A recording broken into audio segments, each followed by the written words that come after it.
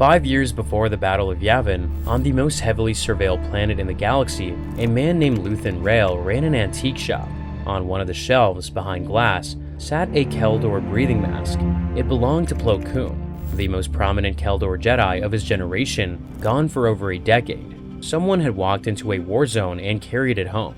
He had been one of the most beloved Jedi the Order had ever produced, the one who came closer than almost anyone to living its code, and in his last year alive, on a sandstorm-blasted moon nobody had a reason to visit, he had come within a year of catching the man running the war. Plo Koon could not breathe the same air as the people he served. He was a Keldor, a tall, orange-skinned species from a planet called Doran in the expansion region of the galaxy. Doran's atmosphere was mostly helium and a unique gas that the rest of the galaxy had no real name for, and to a Keldor, that mixture was normal. To everyone else, it was harmful, so he wore a mask. The mask was never a costume choice. It was the price of staying alive in every room the Order ever put him in. He wore it without apology, and the Council learned to respect him. The mask filtered the Doran air he needed out of atmospheres that would have poisoned him. The goggles did the rest. A Keldor's eyes carried a thin layer of fluid that would simply evaporate in oxygen, and without the goggles, he would lose his sight in minutes. He wore both every waking hour he spent away from his home world. There was one more layer to the mask. Every Keldor breathing apparatus carried a pattern unique to its wearer's clan, and Plo Koon's was his family's signature. He had been raised in an order that had asked its members to release attachment to family, to name, to origin. He had walked into that order wearing his family name across his face in a pattern only another Keldor would recognize. He never tried to hide it. Every meeting, every briefing, every conversation, the first thing anyone saw was that he was from somewhere else. He was permanently visible as an outsider in the order he had given his life to. He sat at the highest table in the Jedi Order before most of them had grown into their seats, listening to galaxy-shaping problems for longer than most of those Jedi had been alive, behind a mask that would never come off. And the Jedi Master who trained him was a Wookiee. His master was a Wookiee named Tyvaka. The pairing was extraordinary even by Jedi standards. Wookiees rarely passed the trials. Keldor were rare in the Order at all. The two of them walked the temple corridors together, a Wookiee twice the height of his Padawan, beside a masked child whose face nobody else in the building could read. Tyvaka taught him that being conspicuous was not the same as being apart. The Order had taken in a child who wore a mask and assigned him to a teacher who could not speak their language. The lesson of that pairing was that the Order's strength was not in what its members looked like. Plo Koon spent the rest of his life living it. By the time the Sith returned, Plo Koon had already been a master for longer than most of his peers had been alive. When Qui-Gon Jinn arrived on Coruscant in 32 BBY, he carried with him a young boy he had freed from servitude on Tatooine and a wild claim about a Sith Lord on Naboo. The masked Keldor was already seated on the Jedi High Council. He did not speak in that meeting.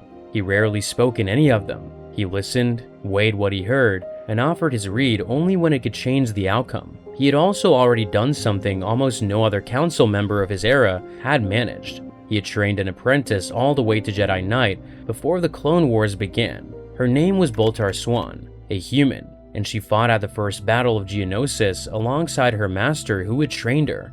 Then came 22 BBY, the Petranaki Arena on Geonosis. Mace Windu led the Jedi Strike Force into a separatist execution ground to rescue Obi-Wan Kenobi, Anakin Skywalker, and Padme Amidala. 212 Jedi entered the arena that day. Only 29 walked out. He walked out of the arena on Geonosis. Most of the Jedi who walked in did not. Geonosis marked the Jedi's return to open military action for the first time in a millennium, and the survivors were the ones who would carry the war on their shoulders. Plo Koon stepped out of the arena into a role he had not asked for. He was no longer just a senior Jedi Master, he was a Jedi General, given commands of a Republic fleet and a clone battalion, expected to lead living soldiers into engagements he had only ever observed from above. Years before that war began, on a planet called Shili, a small Togruta child wandered alone across the grasslands. She was too young to understand the danger she was in, and she was too young to know what she was. Her name was Ahsoka Tano. The masked Jedi who arrived to find her was Plo Koon. He sensed her in the Force before he saw her, and he brought her back to the temple himself. She was very young, small enough to carry up the temple steps in his arms. Then he did something almost no Jedi would have done. He found her, and then he let her go. He had the bond, he had the natural pull of the Jedi who had carried her to the only home she would know. None of it mattered. When the Council assigned her a master, the Keldor stepped aside, and the assignment went to Anakin Skywalker. She went instead to a newly knighted Jedi with a troubled record, a young man the Council had been arguing about for years. He did it because the Council asked him to, and because he believed Anakin needed her more than he did. He was wrong about the second part, he was right about the first. By the time Ahsoka was a Padawan, she was still calling him a name no one else used. That name had to come from somewhere. The only place it could have come from was the years she had spent watching him show up quietly, year after year, without ever asking to be anything more than what he was. Almost every other master and the apprentice in the Order eventually buckled under attachment. The Keldor was the one who did not. He loved her openly, and he refused to make her his property. The Jedi Code did not have a word for it, he held the role anyway. Then the war started. The Republic discovered it had an army nobody had authorized building, and nobody on the Council could explain. Early in the war, 4 survivors floated inside a cracked escape pod. The viewport was iced over, the air was leaking. A clone trooper named Sergeant Sinker was exhausted, half frozen, and trying to explain to the Jedi General floating beside him why no one was coming to get them. He told the Keldor that they were just clones, that they were meant to be expendable. The Jedi answered him with 3 words: "Not to me." His flagship, the Venator-class Triumphant, had been part of a Republic fleet sent to investigate a missing supply convoy near the Abrigado system. What the fleet found was a separatist warship the rest of the galaxy had never seen. The Malevolence was a Subjugator-class heavy cruiser armed with an ion cannon capable of disabling a capital ship in a single shot. 3 Republic warships moved into the system. The Malevolence fired once. All 3 went dark. Then the turbo lasers opened up. In a matter of seconds, the entire Republic fleet was broken apart. Thousands of clones were lost. Plo Koon, Commander Wolf, Sergeant Sinker, and Corporal Boost survived in a single pod, drifting through a debris field while General Grievous sent droid kill teams to track down any survivors. Keldor's skin was tough enough to survive briefly in vacuum, and biologically, the Jedi General was harder to lose than the soldiers floating beside him. He stayed with them. The Galactic Senate refused to authorize a rescue. The Jedi Council, working with no information, was preparing to write the Keldor off as lost. Only Ahsoka believed he was still alive. She talked Anakin into taking the freighter Twilight into the debris field and searching for him herself. That was how she found him, drifting, half-conscious, with 3 of his men still alive beside him because he had refused to let them die. He spent hours in an escape pod with men the rest of the Republic had written off as disposable. He did not let one of them go.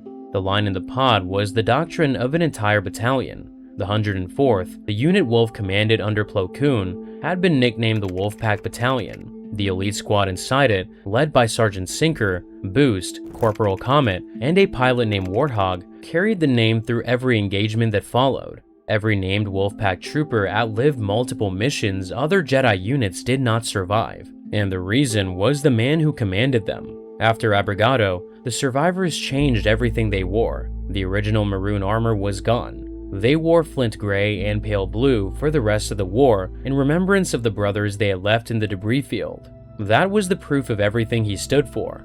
Not a speech, not a vision, not a force power. A military uniform change made by men who had been told their lives did not matter in honor of a Jedi who had refused to agree. And after Abrigado, the masked Jedi began to carry a private question. He had spent his command in the air alongside a battalion of soldiers who had appeared, fully trained and armed, on a planet none of the Jedi remembered authorizing. The Republic had been handed an army it had not built. Somebody had ordered it. The Council had not. He did not yet know whose name was at the bottom of that order. He would spend the next 2 years quietly trying to find out. Later in the war, the Keldor led the operation that would matter most to him personally for the rest of his life. The moon of Kadava was a Zygerian holding facility, a hanging cage carved into a sheer cliff face, where slavers from across the Outer Rim brought prisoners for processing. The Zygerians had taken an entire colony of Togruta off the planet Kyros and were funneling them through Kadavo to be sold across the galaxy.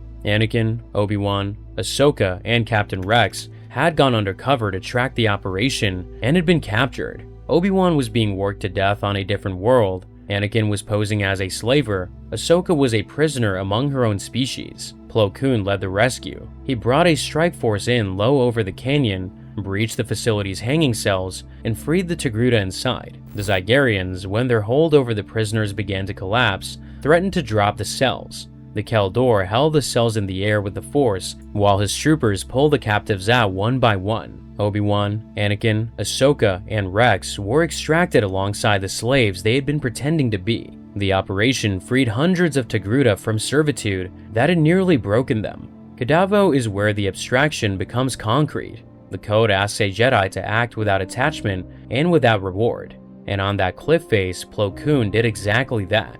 He freed a cage full of Togruta, including the child he had carried to the temple a decade earlier, and asked for nothing afterward. Where other Jedi lived the code as a discipline they had to strain towards, he lived it as the obvious thing to do. Across the same stretch of the war, he carried a range of work almost no other council member matched. He hunted bounty hunters, he led a 4-cruiser task force to extract a Jedi rescue team from a separatist prison on Lola Sayu. Once, after Ahsoka had stowed away on a mission to the Citadel prison, Anakin confronted Plo Koon on the deck of a Republic cruiser and demanded to know whether the Kel Dor had told her that she could come. The Masked Jedi answered, deadpan, that from a certain point of view, it appeared he had. Then the Council put a job in front of him that he was not prepared to do. The Jedi Temple on Coruscant was attacked. The investigation was botched. Evidence was fabricated. Ahsoka Tano, framed for a crime that she had not committed, was brought before the Jedi Council. The Council, under political pressure from Supreme Chancellor Palpatine, voted to expel her from the Order. The Kel Dor voted with them. He was the one council member with the deepest personal bond to her, the one who should have voted against the expulsion. And instead, he bent with the rest. He bent for the same reason every other Jedi bent. The Order had spent 2 years receiving signals it could not interpret, a war it did not start, an army it did not authorize, casualties it could not justify, a chancellor who quietly accumulated emergency powers while seeming to most of the council to be doing his best. By the time Ahsoka was put in front of them, the council was already running on borrowed certainty, and Plo Koon ran on it with them. He trusted the institution more than he trusted his read of the girl. He was wrong. After the truth came out and Ahsoka was exonerated, the council formally invited her back. The Masked Jedi was the only council member to apologize to her personally. He met her with the affectionate name he had always used for her, the same name he had carried since she was small, Little Soka. The perfect Jedi was not a Jedi who never failed. He was the only one who admitted he had. The day he said that name again in front of the council was the day he stopped being just her quiet sponsor and became the only member of the Order to publicly own a mistake. Ahsoka did not come back. She walked out of the Jedi Temple, away from her master, the clones who had followed her into a dozen engagements, and the Kel Dor who had vouched for her since she was small.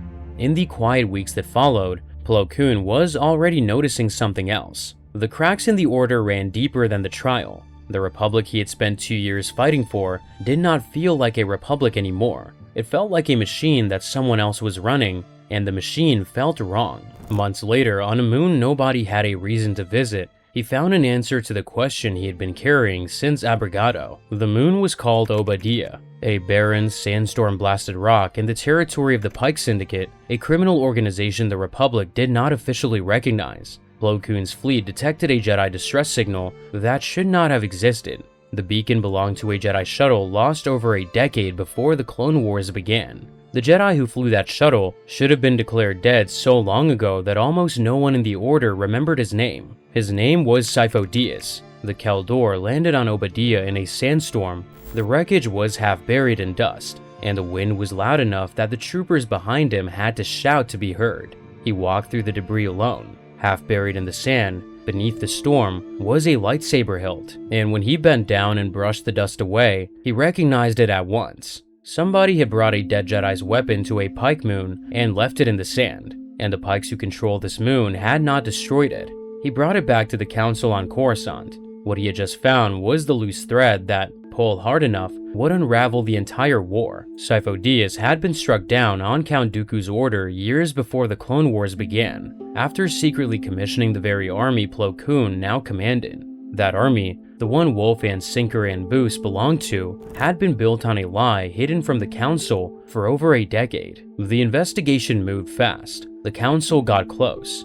Yoda traced the Sifo-Dyas trail all the way to a confrontation with Supreme Chancellor Palpatine himself. The Chancellor calmly handed the investigation back to the Council and kept it secret. The war moved faster than the investigation, and the Council never quite caught the man behind it. He had almost found him. Almost. A year later, in 19 BBY, the Clone Wars entered its final months. Plo Koon was given command of the 442nd Siege Battalion and sent to the bridge cities of Cato Neimoidia, a Neimoidian purse whirl critical to the Separatist economy. He won the engagement. His battalion held the planet. The garrison surrendered, and the Republic had taken the Trade Federation's headquarters. For the first time in 3 years, the Keldor had reason to believe the war was almost over. In the hours after, he went up in his Delta 7B Aether Sprite class interceptor on a routine patrol.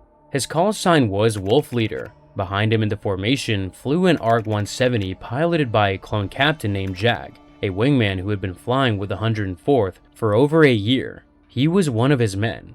Then, Supreme Chancellor Palpatine's voice came over the comm. The soldier flying behind his interceptor had followed him for years. Then, a voice on his comm gave him a new order. The order was Order 66. Jag obeyed. He fired. The Delta 7B was hit at close range from behind, and the fighter went down in the skies over the bridge cities. The wreckage fell into a building. Plo Koon did not survive. He had just won the engagement. He had no warning.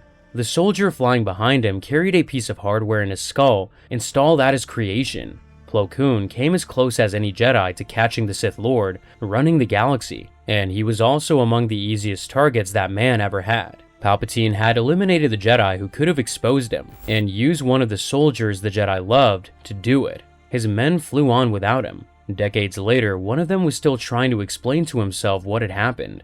Wolf survived. He had floated beside Plo Koon in the cracked escape pod over Abrigado. He had watched the 104th change the color of their armor in honor of the brothers they had lost. He had stood at every briefing for 3 years of war. He was not over Cato Neimoidia the day his general was lost. He was elsewhere when Order 66 came down, and he served the Empire for years afterwards until somewhere the chip in his skull stopped owning him and he stopped following Palpatine's voice.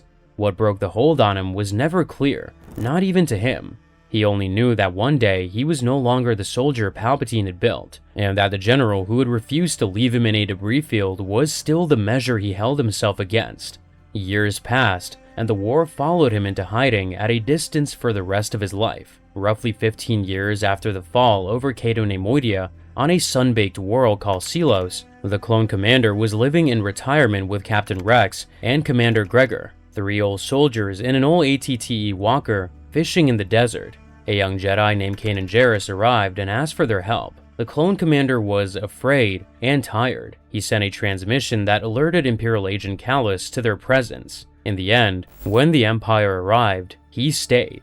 A year later, the final battle of the clone commander's career came at the liberation of Lothal. He flew an old gunship into Imperial fire for a cause he barely understood, because the people fighting it reminded him of people he used to know. He told them he had followed Jedi into battle before, and in that line was the entire afterimage of Plo Koon's life, spoken by the clone he had loved most. 5 years before the Battle of Yavin on Coruscant, in the antique shop run by a man named Luthen Rael, an antiox breath mask appeared on a shelf. No one ever explained how it got there. The mask spoke for itself. Whoever placed it on that shelf had carried it a long way from where the Jedi who wore it had fallen, and the Padawan he had found on Shili, the small Togruta child on the grasslands, the one he had refused to claim, refused to keep, refused to make his own. She outlived him. She outlived the Order. She outlived the Empire.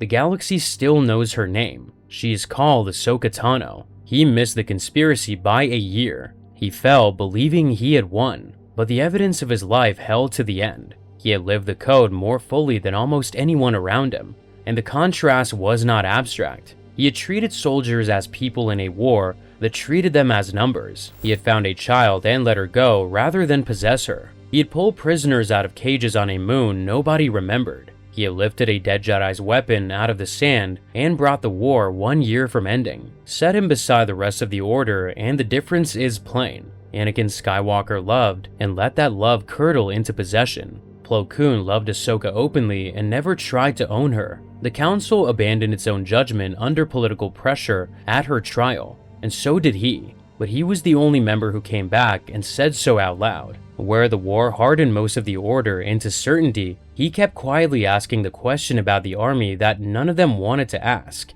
He was not flawless. He was the one who failed least often, and admitted it when he did. What the Order lost when he died was the proof that the code was livable. With him gone, there was no longer a living argument that the Jedi the Order claimed to be capable of producing had ever truly existed. He left behind a soldier who carried the weight of his command for the rest of his life, and a Padawan he had refused to keep who walked through the Empire and out the other side. The daily life of the clones who loved him is its own canon story. So is the long, mysterious life of the most famous Jedi to survive Order 66, the master who taught Anakin and went into exile to wait for what Anakin would become. Both stories are next.